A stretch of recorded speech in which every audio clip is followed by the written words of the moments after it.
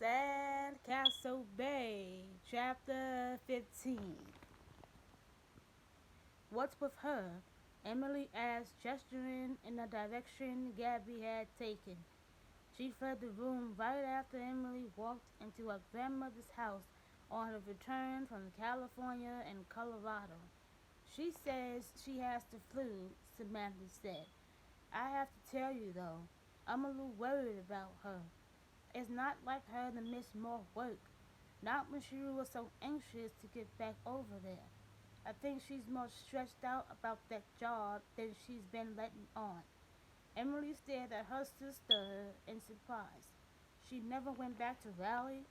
I thought she was heading home the same day I left. That was the plan. But then she came down with this bug and hasn't been able to shake it. Has she seen a doctor? Samantha shook her head, her frustration plain. Grandmother wanted her to stop by Ethan's clinic, but she refused. She insisted she'd be fine and would be heading home by the end of last week. When she blew off that deadline too, I was tempted to drag her to the clinic myself. Emily grinned. Not that you're looking for an excuse to get a glimpse of Ethan, I'm sure. Bite me, Samantha replied, probably unaware that the color in her cheeks betrayed her interest in the old high school football hero. Still can't take the teasing, huh? Then you should stop wearing that old football jersey of his around the house. It's comfortable, Samantha insisted. So how was your trip? You were gone longer than I expected. I was gone longer than I expected, Samantha said. Emily said. But the work is so exciting, Samantha. It's going to take a miracle to pull this off by Thanksgiving, but I really want to do it. I think everyone working on the project understands how important it is to have this place ready by then. What a blessing it will be for some of these women and their kids to be in a safe environment for the holiday. Samantha smiled. I love seeing you excited about something so worthwhile, rather than indulging the whims of all these wealthy clients of yours. Emily took offense at the comment. Those wealthy clients make it possible for me to take on a project like this. I suppose, Samantha conceded, letting the subject drop and moving on to what she obviously considered to be safer territory. How soon can we expect to see Boone?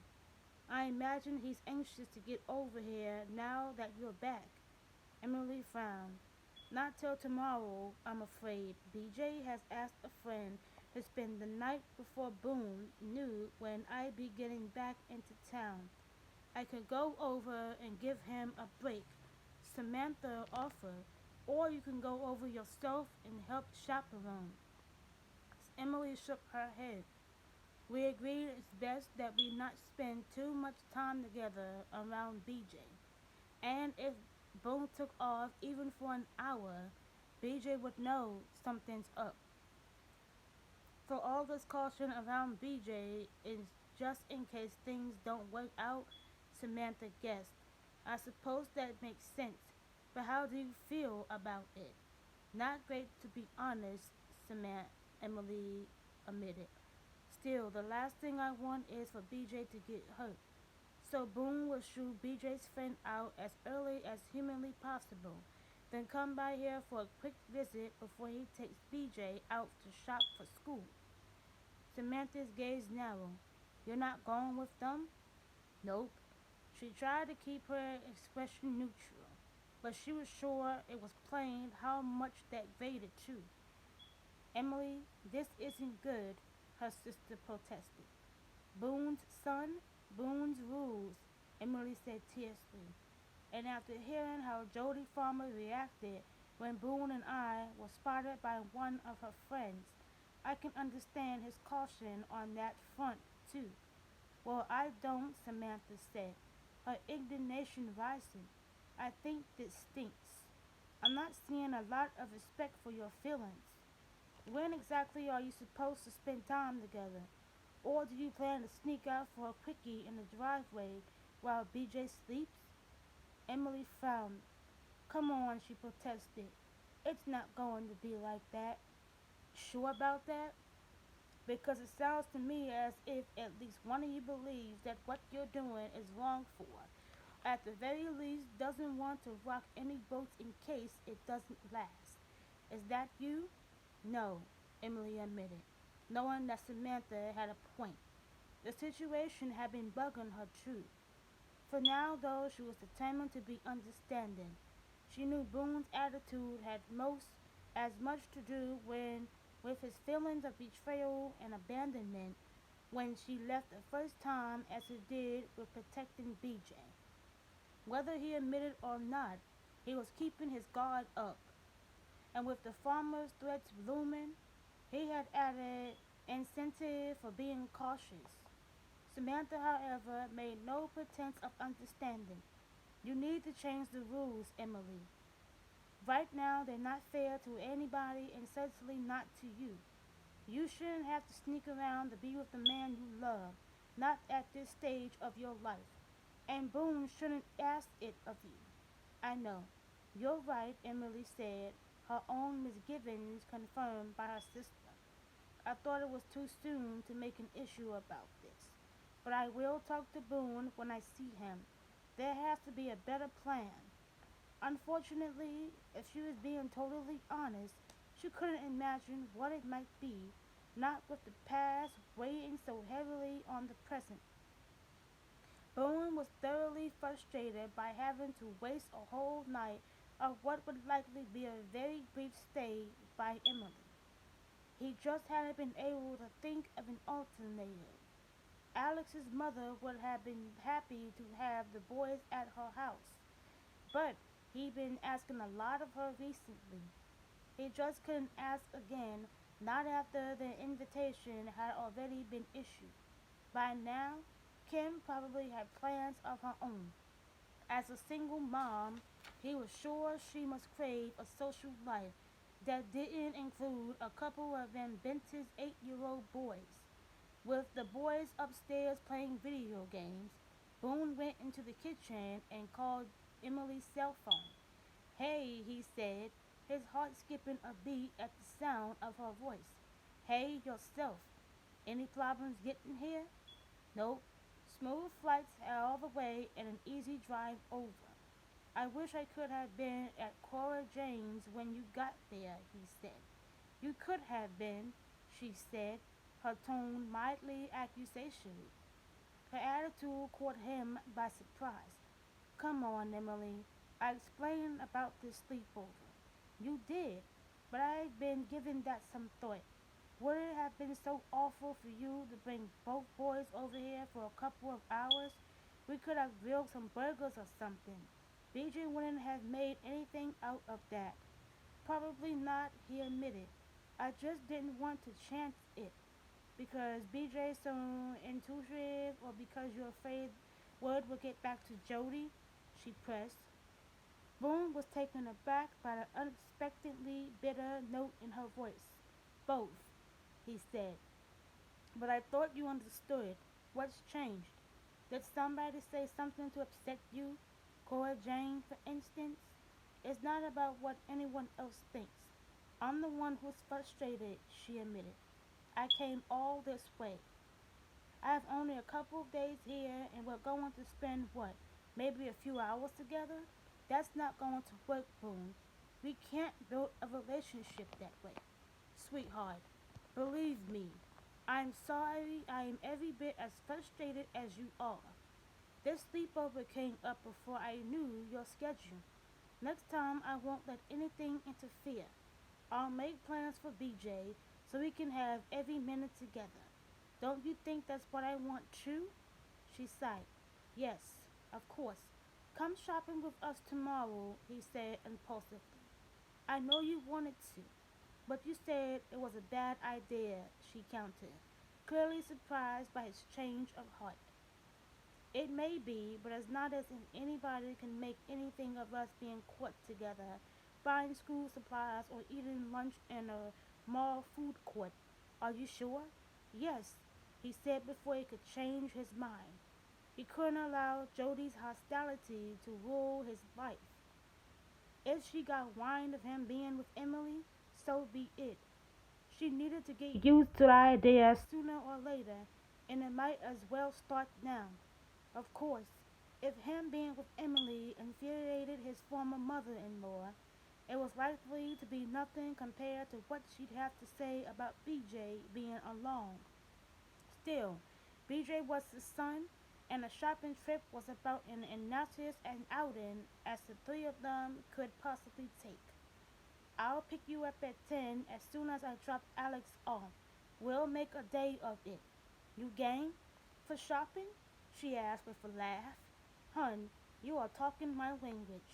Boone had a feeling he opened more than one can of worms with his invitation. Giving his credit card a serious breakout was probably the least of it.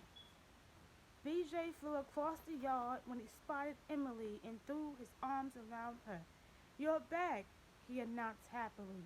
Dad, look who's here. Boone grinned. I heard I figured you want to stop by and say hello. Are you back for good? BJ asked hopefully.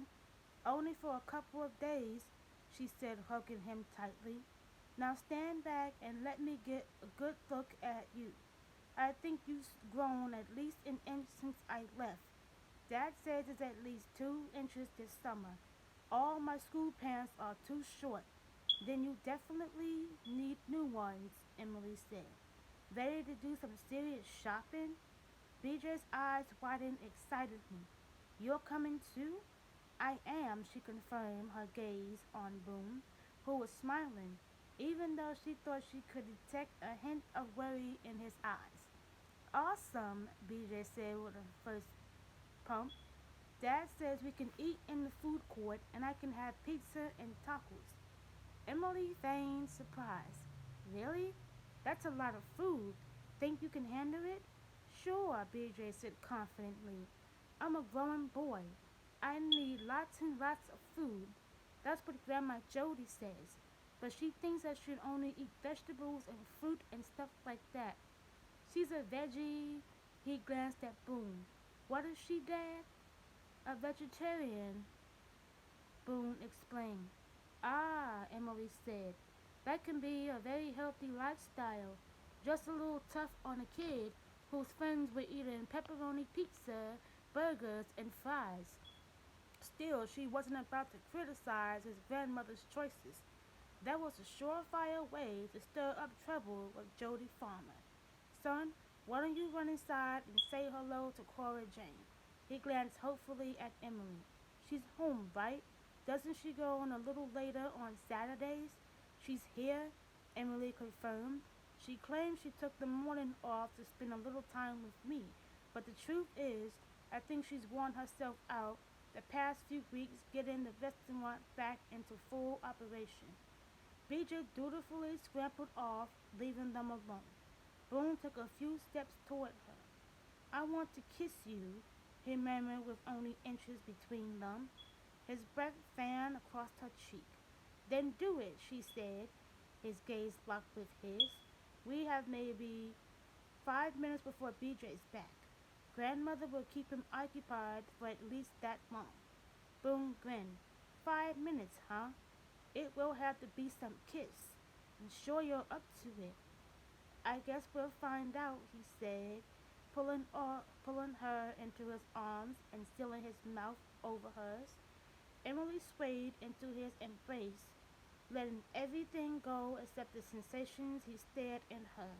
The desire, the heat, the familiar scent of citrus and pure meal. Much better, she murmured as the kiss ended. I was so afraid we weren't going to sneak in even one kiss on this trip. It's going to get better, Boone promised. We won't always have to sneak around. I hope not, because I'm not sure I can do that, Emily told him candidly.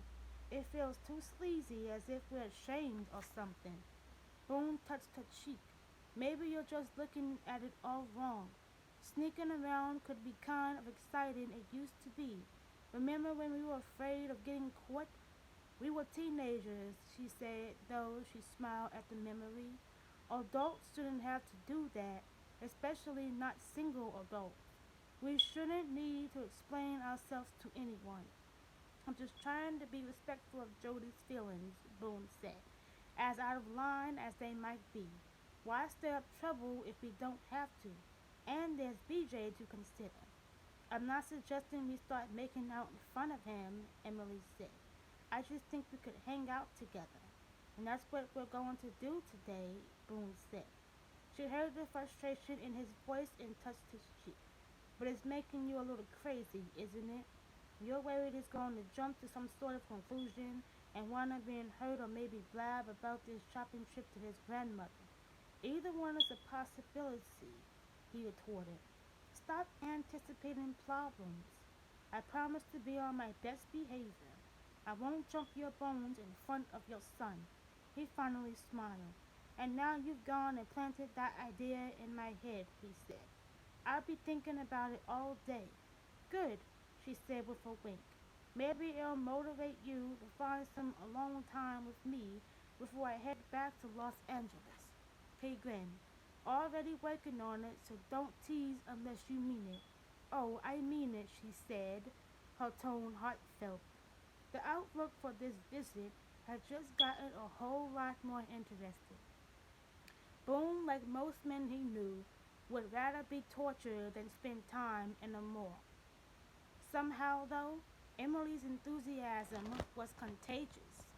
Even BJ didn't complain about trying on half a dozen different pairs of jeans and enough shirts and sweaters to outfit his entire class. He did balk when she tried to persuade him to try on dress shoes as well as the expensive sneakers he wore. He's, he couldn't possibly live without. You can't wear sneakers to church, she argued. I already have fancy shoes, he protested. They pinch my feet, which is exactly why you need new ones, she said as Boone smothered a smile. She frowned at him. You could back me up here. Son, Emily's right.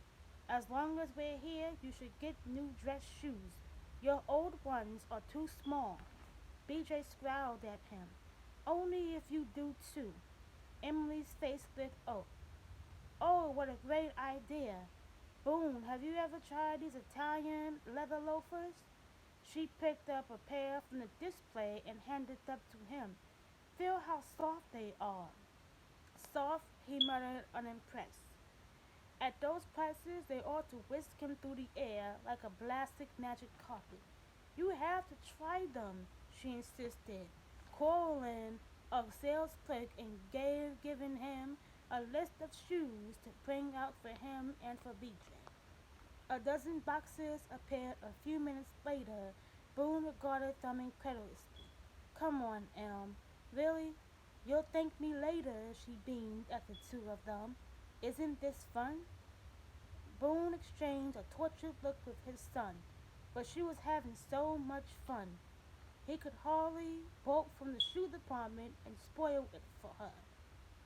Several $100 later, they left with loafers for him, sneakers and dress shoes for BJ, and a pair of 3-inch heels that Emily hadn't been able to take her eyes off the entire time they'd been in the shoe department. Boone had insisted she try them on, taking one look at the effort they had on her gorgeous legs and told the clerk to wrap them up. Boone, you don't have to buy me shoes. I can buy my own. It's the least I can do after all you've spent helping us today, he said.